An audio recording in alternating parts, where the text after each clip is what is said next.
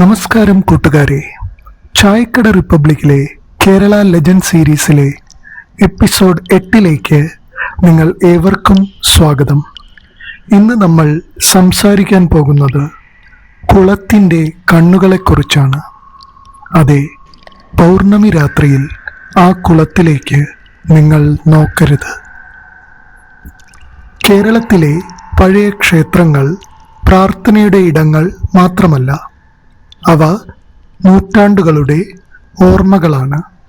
ആ ക്ഷേത്രങ്ങൾക്കരികിലെ കുളങ്ങൾ വെള്ളം മാത്രം സൂക്ഷിക്കുന്നില്ല, മനുഷ്യരുടെ കഥകളും വിശ്വാസങ്ങളും രഹസ്യങ്ങളും അവയുടെ ആഴങ്ങളിൽ ഉറങ്ങിക്കിടക്കുന്നു.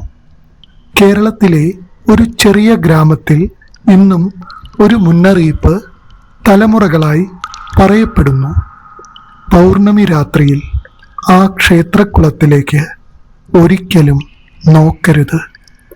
കാരണം അവിടെ നീ കാണുന്നത് നിന്റെ മുഖമായിരിക്കില്ല.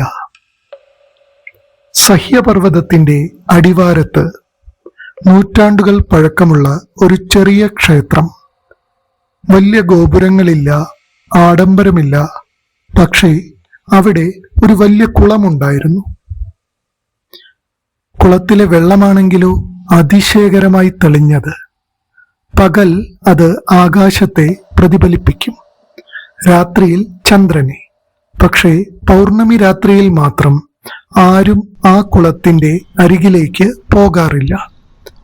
ഗ്രാമത്തിലെ ഏറ്റവും പ്രായം ചെന്ന പാർവതി അമ്മ എല്ലാ കുട്ടികളോടും ഒരേ കാര്യം പറയും: മക്കളെ, രാത്രിയിൽ ക്ഷേത്രക്കുളത്തിലേക്ക് കളിക്കാൻ പോകരുത്. പൗർണമിയാണെങ്കിൽ ഒരിക്കലും വെള്ളത്തിലേക്ക് നോക്കരുത്. ഒരു കുട്ടി ചോദിച്ചു: അമ്മൂമ്മേ, എന്താണ് അവിടെ ഉള്ളത്? പാർവതിയമ്മ മന്ദഹസിച്ചു: വെള്ളത്തിനടിയിൽ ഒന്നുമില്ല. പക്ഷേ വെള്ളം നിനക്ക് കാണിക്കാൻ ആഗ്രഹിക്കുന്നത് നീ കാണാൻ ആഗ്രഹിക്കാത്ത ഒരു സത്യമാണ്. കുട്ടികൾ അത് കേട്ട് ഭയന്നു. പക്ഷേ ഒരാൾ മാത്രം ചിരിച്ചു. അവൻ്റെ പേര് നിഖിൽ എന്നായിരുന്നു. അവൻ ഒരു വന്യജീവി ഫോട്ടോഗ്രാഫറായിരുന്നു. കേരളത്തിലെ പഴയ ക്ഷേത്രങ്ങളും കാടുകളും പകർത്താനായി ഗ്രാമത്തിലെത്തിയതായിരുന്നു നിഖിൽ. അവൻ ഗ്രാമക്കാരുടെ ഈ കഥ കേട്ടു. കുളത്തിൻ്റെ കണ്ണുകൾ. അവൻ ചിരിച്ചു. പ്രതിബിംബം എങ്ങനെയാണ് മാറുന്നത്? ഞാൻ ക്യാമറയിൽ പകർത്തി കാണിച്ചു തരാം. ഗ്രാമക്കാർ ഒന്നും പറഞ്ഞില്ല. ഒരു വൃദ്ധൻ മാത്രം അവനെ നോക്കി പറഞ്ഞു: മോനെ, ക്യാമറ എല്ലാം പകർത്തില്ല. ചില കാഴ്ചകൾ കണ്ണുകൾക്ക് മാത്രമേ കാണാൻ കഴിയൂ. അന്ന് പൗർണമിയായിരുന്നു. ക്ഷേത്രത്തിൽ അവസാന ദീപാരാധനയും കഴിഞ്ഞു. ഭക്തരെല്ലാം തിരിച്ചുപോയി. രാത്രി കൂടുതൽ നിശബ്ദമായി. നിഖിൽ തൻ്റെ ക്യാമറ ട്രൈപോഡിൽ സ്ഥാപിച്ചു. പൂർണ്ണചന്ദ്രൻ ആകാശത്തിൻ്റെ നടുവിൽ. അതിൻ്റെ വെളിച്ചം കുളത്തിൻ്റെ മേൽപ്പരപ്പിൽ വെള്ളി പോലെ പരന്നു. ഒരു ഇല പോലും അനങ്ങിയില്ല. കാറ്റില്ല, തിരമാലയില്ല. മുഴുവൻ ലോകവും ശ്വാസം പിടിച്ച് നിൽക്കുന്നതുപോലെ. നിഖിൽ ക്യാമറയുടെ വ്യൂ ഫൈൻഡറിലൂടെ കുളത്തിലേക്ക് നോക്കി. ആദ്യം അവൻ കണ്ടത് ചന്ദ്രൻ്റെ പ്രതിബിംബം മാത്രം. പക്ഷേ അടുത്ത നിമിഷം ആ പ്രതിബിംബം പതുക്കെ അലിയാൻ തുടങ്ങി. വെള്ളത്തിൽ ആരോ നടന്നു പോകുന്നത് പോലെ ചെറിയ വൃത്തങ്ങൾ. പക്ഷേ കുളത്തിൻ്റെ കരയിൽ ആരുമില്ലായിരുന്നു. നിഖിൽ പതുക്കെ തൻ്റെ ക്യാമറ താഴ്ത്തി. ഇപ്പോൾ സ്വന്തം കണ്ണുകളിലൂടെ അവൻ വെള്ളത്തിലേക്ക് നോക്കി. അവൻ്റെ മുഖം പ്രതിഫലിക്കേണ്ട സ്ഥലത്ത് മറ്റൊരാളുടെ 2 കണ്ണുകൾ അവനെ നോക്കിക്കൊണ്ടിരുന്നു. നിഖിൽ വീണ്ടും വെള്ളത്തിലേക്ക് നോക്കി. ഇപ്പോൾ ആ കണ്ണുകൾ ഇല്ല, അവൻ്റെ സ്വന്തം പ്രതിബിംബം മാത്രം. അവൻ ഒരു ദീർഘനിശ്വാസം വിട്ടു. തോന്നിയതായിരിക്കും, അവൻ സ്വയം പറഞ്ഞു. വീണ്ടും ക്യാമറ എടുത്തു. അപ്പോൾ ക്യാമറയുടെ സ്ക്രീനിൽ ഒരു കാര്യം അവൻ ശ്രദ്ധിച്ചു. അവൻ എടുത്ത അവസാന ചിത്രത്തിൽ ചന്ദ്രനും ക്ഷേത്രവും എല്ലാം ഉണ്ടായിരുന്നു. പക്ഷേ വെള്ളത്തിൽ അവന്റെ പ്രതിബിംബം ഇല്ലായിരുന്നു. അതിന്റെ സ്ഥാനത്ത് അതേ 2 കണ്ണുകൾ. അവ നേരെ അവനെ നോക്കുകയായിരുന്നു. പിറ്റേന്ന് രാവിലെ നിഖിൽ ക്ഷേത്രത്തിലെ പൂജാരിയെ കണ്ടു. അവൻ ഫോട്ടോ കാണിച്ചു. പൂജാരി കുറച്ചുനേരം നിശബ്ദനായി. ശേഷം കുളത്തിലേക്ക് നോക്കി. ഈ കുളം മനുഷ്യരെ ഭയപ്പെടുത്താൻ ഉള്ളതല്ല. പക്ഷേ ഇതിനെ അനാദരവോടെ സമീപിക്കുന്നവർക്ക് ഒരു ചോദ്യം ഇത് തിരികെ ചോദിക്കും. നിഖിൽ അതിശയത്തോടെ ചോദിച്ചു, അതേത് ചോദ്യം? പൂജാരി മറുപടി പറഞ്ഞു, നീ നിന്നിൽ നിന്ന് എന്താണ് ഒളിപ്പിക്കുന്നത്? ആ രാത്രി നിഖിലിന് ഉറങ്ങാൻ കഴിഞ്ഞില്ല. അർദ്ധരാത്രി അവൻ ഒരു സ്വപ്നം കണ്ടു. അതേ ക്ഷേത്രക്കുളം, അതേ പൂർണ്ണചന്ദ്രൻ. പക്ഷേ ഇത്തവണ കുളത്തിനരികിൽ ഒരു ചെറിയ പെൺകുട്ടി. അവൾ വെള്ളത്തിലേക്ക് നോക്കി കരയുന്നു. നിഖിൽ അവളുടെ അടുത്തേക്ക് നടന്നു. എന്താണ് കരയുന്നത്? പെൺകുട്ടി പതുക്കെ തിരിഞ്ഞു. പക്ഷേ മുഖം കാണാൻ കഴിഞ്ഞില്ല. അവൾ ഒരു കാര്യം മാത്രം പറഞ്ഞു, നീ മറന്നുപോയത് ഓർക്കാൻ ഈ കുളം നിന്നെ വിളിക്കുന്നു. അതോടെ അവൻ ഉറക്കത്തിൽ നിന്ന് ഞെട്ടിയുണർന്നു. രാവിലെ നിഖിൽ പാർവതി അമ്മയെ വീണ്ടും കണ്ടു. അമ്മുമ്മേ, ആ കണ്ണുകൾ ആരുടേതാണ്? അമ്മുമ്മ പുഞ്ചിരിച്ചു. അതിന് ഒരേ ഒരു ഉത്തരമില്ല. ഓരോരുത്തർക്കും ഓരോ മുഖം, ഓരോരുത്തർക്കും ഓരോ കണ്ണുകൾ. കാരണം ആ കുളം മറ്റൊരാളെ കാണിക്കില്ല. നിന്നിൽ നീ മറന്ന ഒരു ഭാഗത്തെ മാത്രമേ കാണിക്കൂ. നിഖിൽ ആലോചനയിൽ മുങ്ങി. അവന്റെ മനസ്സിൽ ഒരു പഴയ ഓർമ്മ മിന്നിപ്പോയി. കുട്ടിക്കാലത്ത് അവൻ തൻ്റെ അനിയത്തിയെ ഒരു അപകടത്തിൽ രക്ഷിക്കാനാകാതെ പോയിരുന്നു. ആ സംഭവം ആരോടും അവൻ ഒരിക്കലും പറഞ്ഞിരുന്നില്ല. ആ കുറ്റബോധം വർഷങ്ങളായി അവന്റെ മനസ്സിൽ മറഞ്ഞു കിടക്കുകയായിരുന്നു. അന്നും പൗർണമിയായിരുന്നു. ഈ തവണ നിഖിൽ ഭയത്തോടെയല്ല, ഒരു ഉത്തരത്തിനായി ക്ഷേത്രക്കുളത്തിലേക്ക് നടന്നു. ക്യാമറയില്ല, ടോർച്ചില്ല. അവനും നിശബ്ദമായ ആ കുളവും മാത്രം. അവൻ പതുക്കെ വെള്ളത്തിലേക്ക് നോക്കി.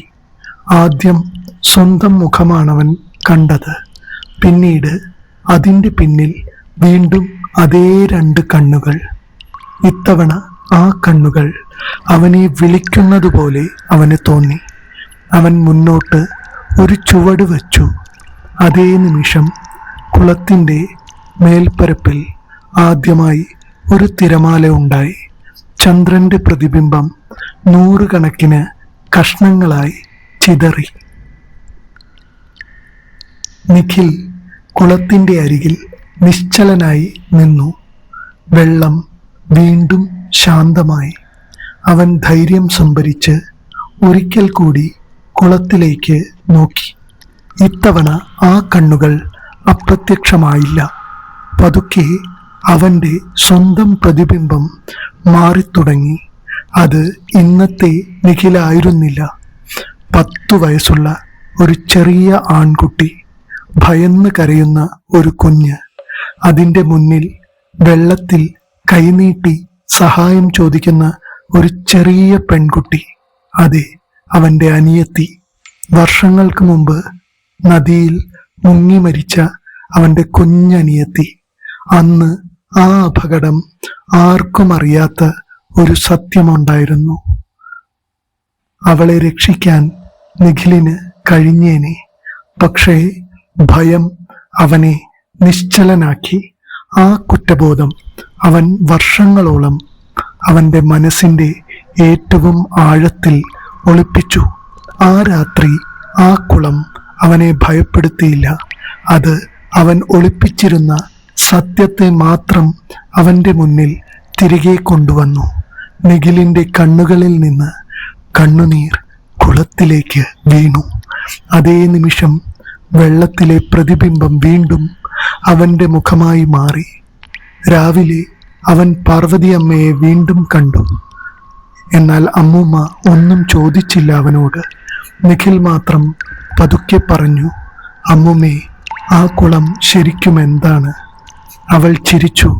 മോനെ, ചില കുളങ്ങൾ ആകാശത്തെ പ്രതിഫലിപ്പിക്കും, ചില കുളങ്ങൾ മനസ്സിനെ പ്രതിഫലിപ്പിക്കും.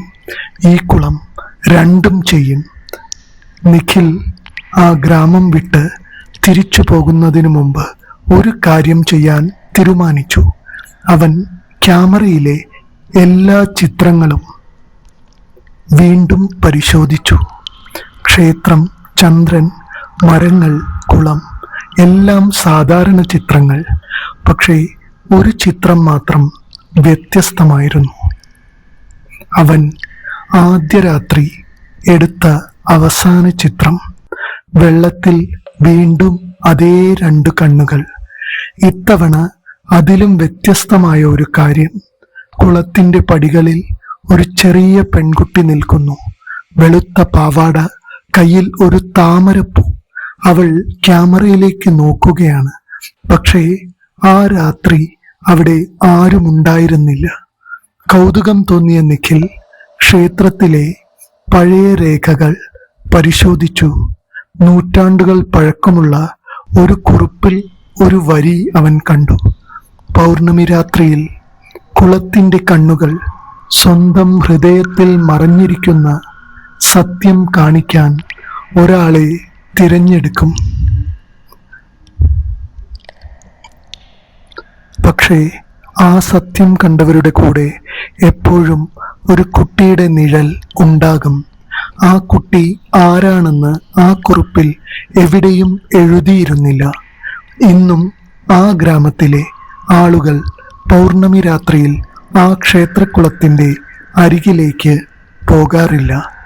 ഭൂതത്തെ ഭയന്നിട്ടല്ല, സ്വന്തം മനസ്സിൽ മറഞ്ഞിരിക്കുന്ന സത്യത്തെ കാണാൻ ഭയന്നിട്ടാണ്. പക്ഷേ ആ പഴയ ക്ഷേത്രത്തിന്റെ ചുമരുകളിൽ ഇന്നും ഒരു മുന്നറിയിപ്പ് പറയപ്പെടുന്നു: പൗർണമി രാത്രിയിൽ കുളത്തിലേക്ക് നീ നോക്കരുത്. കാരണം അവിടെ കാണുന്നത് നിന്റെ മുഖമായിരിക്കില്ല. ഈ കഥ നിങ്ങൾക്ക് എങ്ങനെ തോന്നി? നിങ്ങളുടെ നാട്ടിലെ ക്ഷേത്രക്കുളങ്ങളെക്കുറിച്ച് ഇത്തരത്തിലുള്ള നാടോടി കഥകൾ നിങ്ങൾ കേട്ടിട്ടുണ്ടോ? കമന്റിൽ പങ്കുവയ്ക്കൂ. വീഡിയോ ഇഷ്ടപ്പെട്ടാൽ ലൈക്ക് ചെയ്യൂ, ഷെയർ ചെയ്യൂ.